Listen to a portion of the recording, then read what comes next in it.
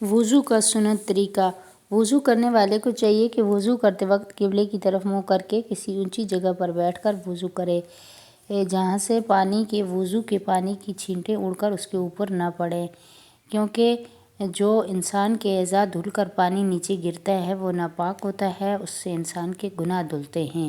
اور وضو شروع کرتے وقت بسم اللہ کہے، سب سے پہلے 3 دفعہ گھٹنوں تک ہاتھ دھوئے، پھر 3 دفعہ کلی کرے اور مسواک کرے۔ اگر مسواک نہ ہو تو کسی موٹے کپڑے یا صرف انگلی سے اپنے دانت صاف کرے تاکہ سب میل کچیل جاتا رہے۔ اگر روزے دار نہ ہو تو غرارہ کر کے اچھی طرح سارے منہ میں پانی پہنچائے۔ اگر روزے دار ہو تو غرارہ نہ کرے، شاید کچھ پانی حلق میں چلا جائے۔ پھر 3 بار ناک میں پانی ڈالے اور بائیں ہاتھ سے ناک صاف کرے، لیکن جس کا روزہ ہے وہ جہاں تک نرم گوشت ہے اس سے اوپر پانی نہ لے جائے۔ پھر 3 دفعہ منہ دھوئے، سر کے بالوں سے لے کر ٹھوڑی کے نیچے تک اور ایک کان کی لو سے دوسرے کان کی لو تک سب جگہ پانی پہنچانا چاہیے۔ دونوں ابروں کے نیچے بھی پانی پہنچ جائے، کہیں سوکھا نہ رہے۔ پھر 3 بار دایاں ہاتھ کونیوں سے منہ دھوئے، پھر بایاں ہاتھ کونیوں سے منہ دھوئے 3 دفعہ، اور ایک ہاتھ کی انگلیوں کو دوسرے ہاتھ کی انگلیوں میں ڈال کر حلال کرے اور انگوٹھی، چھلا، چوڑی جو کچھ ہاتھوں میں اگر خواتین وضو کر رہی ہیں انہوں نے پہنا ہوا ہے تو وہ ان کو ہلا لے تاکہ ان کے نیچے کوئی ذرا سی جگہ بھی سوکھی نہ رہ جائے۔ اگر ذرا سی جگہ سوکھی رہے گی تو وضو نہیں ہوگا۔ پھر 1 دفعہ سارے سر کا مسح کرے، پھر کان کا مسح کرے، اندر کی طرف کا کلمے کی انگلی سے اور کان کے اوپر کی طرف کا انگوٹھے سے مسح کرے، پھر انگلیوں کی پشت کی طرف سے گردن کا مسح کرے، لیکن گلے کا مسح نہ کرے، یہ برا اور منع ہے۔ کان کے مسح کے لیے نیا پانی لینے کی ضرورت نہیں ہے۔ سر کے مسح سے جو بچا ہوا پانی ہاتھ سے لگا ہوا ہے وہی کافی ہے۔ 3 بار دایاں پاؤں ٹخنوں سے منہ دھوئے، پھر بایاں پاؤں ٹخنوں سے منہ 3 دفعہ دھوئے اور بایاں ہاتھ کی چنگلی سے پیروں کی انگلیوں کا حلال کرے۔ پیروں کی دایاں چنگلی سے شروع کرے اور بایاں چنگلی پر ختم کرے۔ یہ وضو کرنے کا طریقہ ہے، لیکن اس میں بعض چیزیں ایسی ہیں کہ اگر اس میں سے ایک بھی چھوٹ جائے یا کچھ کمی رہ جائے تو وضو نہیں ہوتا۔ جیسے پہلے وہ بے وضو تھا انسان، اسی طرح بے وضو رہتا ہے۔ ایسی چیزوں کو فرض کہتے ہیں، یعنی اگر وضو کے اندر جو 4 فرائض ہیں ان فرائض میں سے کوئی ایک چیز بھی چھوٹ گئی تو اس کا وضو نہیں ہوتا، وہ اسی طرح بے وضو رہتا ہے۔ اور بعض باتیں ایسی ہیں کہ ان کے چھوٹ جانے سے وضو تو ہو جاتا ہے لیکن ان کے کرنے سے ثواب ملتا ہے، اور شریعت میں ان کے کرنے کی تاکید بھی آئی ہے۔ اگر کوئی اکثر چھوڑ دیا کرے تو گناہ ہوتا ہے، ایسی چیزوں کو سنت کہتے ہیں۔ اور بعض چیزیں ایسی ہیں جن کے کرنے سے ثواب ہوتا ہے اور نہ کرنے سے کچھ گناہ نہیں ہوتا، اور شرع میں ان کی کوئی تاکید بھی نہیں آئی، ایسی باتوں کو مستحب کہتے ہیں۔ وضو میں فرض صرف 4 چیزیں ہیں: 1 مرتبہ سارا منہ دھونا، 1 مرتبہ کونیوں سے منہ دونوں ہاتھ دھونا، 1 بار چوتھائی سر کا مسح کرنا، 1 مرتبہ ٹخنوں سے منہ دونوں پاؤں دھونا۔ بس فرض اتنا ہے، یعنی یہ 4 اعضاء کو 1 بار دھونا تو فرض ہے، اب 3 بار دھونا ان کو سنت ہے۔ سنت وضو ہے، ان اعضاء کو 3 بار دھویا جائے۔ 1 بار دھونا فرض ہے، اگر 3 بار ہر اعضاء کو دھویا جائے گا یہ سنت ہو جائے گا، یہ سنت وضو ہو جائے گا۔ پہلے گھٹنوں تک دونوں ہاتھ دھونا اور بسم اللہ کہنا، کلی کرنا، ناک میں پانی ڈالنا، مسواک کرنا، سارے سر کا مسح کرنا، ہر عضو کو 3 مرتبہ دھونا، کانوں کا مسح کرنا، ہاتھ اور پیروں کی انگلیوں کا حلال کرنا، یہ سب باتیں سنت ہیں۔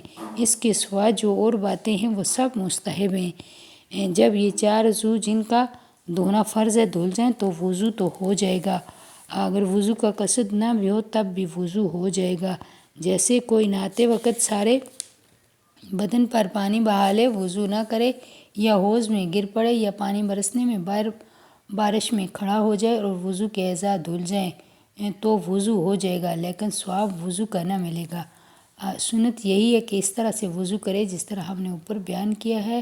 اگر کوئی الٹا وضو کرے کہ پہلے پاؤں دھو ڈالے، پھر مسح کرے، پھر دونوں ہاتھ دھوئے، پھر منہ دھو ڈالے، یا اور کسی الٹ پلٹ طریقے سے وضو کرے تو بھی وضو تو ہو جائے گا، لیکن سنت کے موافق وضو نہیں ہوتا اور گناہ کا خوف ہے۔ اسی طرح اگر بایاں پاؤں پہلے دھویا تب بھی وضو ہو گیا لیکن مستحب کے خلاف ہے، یعنی ہر دایاں اعضاء کو پہلے دھونا اور بایاں کو بعد میں دھونا، یہ مستحب ہے۔ یعنی پہلے آپ دایاں چیز دھوئیں گے، جیسے ہاتھ پہلے دایاں دھویا، اسی طرح پاؤں دھوتے وقت پہلے دایاں پاؤں دھویا، یہ مستحب ہے۔ اگر بایاں پاؤں پہلے دھو لیا، بایاں ہاتھ پہلے دھو لیا وضو تو تب بھی ہو جائے گا، لیکن یہ مستحب کے خلاف ہوگا۔ ایک عضو کو دھو کر دوسرے عضو کے دھونے میں اتنی دیر نہ لگائے کہ پہلا عضو سوکھ جائے، بلکہ اس کے سوکھنے سے پہلے دوسرا عضو دھو ڈالے۔ اگر پہلا عضو سوکھ گیا تب دوسرا عضو دھویا تو وضو ہو جائے گا، لیکن یہ بات سنت کے خلاف ہے۔ ہر عضو کے دھوتے وقت یہ بھی سنت ہے کہ اس پر ہاتھ بھی پھیر لے تاکہ کوئی جگہ سوکھی نہ رہے، سب جگہ پانی پہنچ جائے۔ وقت آنے سے پہلے وضو نماز کا سامان اور تیاری کرنا بہتر اور مستحب ہے۔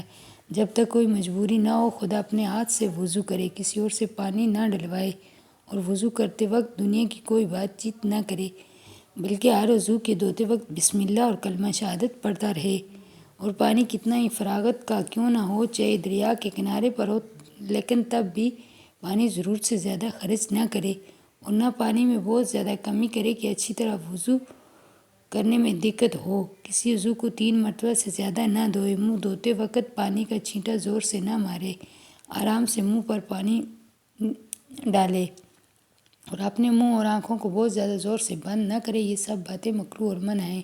اگر آنکھیں یا منہ زور سے بند کیا اور پلک یا ہونٹ پر کچھ جگہ سوکھی رہ گئی یا آنکھ کے کوے میں پانی نہیں پہنچا تو وضو نہیں ہوگا۔ انگوٹھی، چھلا، چوڑی، کنگن وغیرہ اگر ڈھیلے ہوں کہ بے ہلائے بھی ان کے نیچے پانی پہنچ جائے تب بھی ان کا ہلا لینا مستحب ہے۔ اگر ایسے تنگ ہوں کہ بغیر ہلائے پانی نہ پہنچنے کا گمان ہو تو ان کو ہلا کر اچھی طرح پانی پہنچانا ضروری اور واجب ہے۔ نعت کا بھی یہی حکم ہے۔ اگر سوراخ ڈھیلا ہے اس وقت تو ہلانا مستحب ہے۔ اگر تنگ ہو، بے پھیرے اور ہلائے پانی نہ پہنچے گا تو منہ دھوتے وقت گھما کر اور ہلا کر پانی اندر پہنچانا واجب ہے۔ اگر کسی کے ناخن میں آٹا لگ کر سوکھ گیا اور اس کے نیچے پانی نہیں پہنچا تو وضو نہیں ہوا۔ جب یاد آیا اور آٹا دیکھا تو آٹا چھڑا کر پانی ڈال دے، اور اگر پانی پہنچانے سے پہلے کوئی نماز پڑھ لی ہو تو اس کو لوٹا دے، پھر سے پڑھے۔ کسی کے ماتھے پر افشاں چنی ہو اور اوپر سے پانی بہا لے کہ افشاں نہ چھوٹنے پائے تو وضو نہیں ہوتا۔ ماتھے کا سب گوند چھڑا کر منہ دھونا چاہیے۔ جب وضو کر چکو تو سورہ انا انزلنا اور اس کے بعد یہ دعا: اللہم اجعلنی من التوابین واجعلنی من المتطہرین واجعلنی من عبادک الصالحین واجعلنی من الذین لا خوف علیہم ولا ھم یحزنون پڑھنی چاہیے۔ جب وضو کر چکو تو بہتر ہے کہ 2 رکعت نماز پڑھے۔ اس نماز کو جو وضو کے بعد پڑھی جاتی ہے تحیۃ الوضو کہتے ہیں۔ حدیث شریف میں اس کا بڑا ثواب آیا ہے۔ اگر ایک وقت وضو کیا تھا پھر دوسرا وقت آ گیا ابھی وضو نہیں ٹوٹا تو اسی وضو سے نماز پڑھنا جائز ہے۔ اگر تازہ وضو کرے تو بہت ثواب ملتا ہے۔ جب ایک دفعہ وضو کر لیا اور ابھی وہ وضو ٹوٹا نہیں تو جب تک اس وضو سے کوئی عبادت نہ کر لے اس وقت تک دوسرا وضو کرنا مکروہ اور منع ہے۔ اگر نہاتے وقت کسی نے وضو کیا تو اسی وضو سے نماز پڑھنا چاہیے، بغیر اس کے ٹوٹے دوسرا وضو نہ کرے۔ ہاں، اگر کم سے کم 2 رکعت نماز اس وضو سے پڑھ چکی ہو تو دوسرا وضو کرنے میں کچھ حرج نہیں ہے، بلکہ ثواب ملے گا دوبارہ وضو کرنے سے۔ کسی کے ہاتھ یا پاؤں پھٹ گئے، اس میں سے مومن روغن یا کوئی دوائی بھر لی ہو، اس کے نکالنے سے ضرر ہو اور بغیر اسے نکالے اوپر پانی بہا دیا تو وضو درست ہے۔ وضو کرتے وقت ایڑی پر یا کسی جگہ پانی نہیں پہنچا اور جب پورا وضو ہو چکا تب معلوم ہوا کہ فلانی جگہ سوکھی ہے تو وہاں پر فقط ہاتھ پھیر لینا کافی نہیں ہے بلکہ پانی بہانا چاہیے۔ اگر ہاتھ یا پاؤں وغیرہ میں کوئی پھوڑا ہے یا کوئی اور ایسی بیماری ہے کہ اس پر پانی ڈالنے سے نقصان ہوتا ہے تو پانی نہ ڈالے۔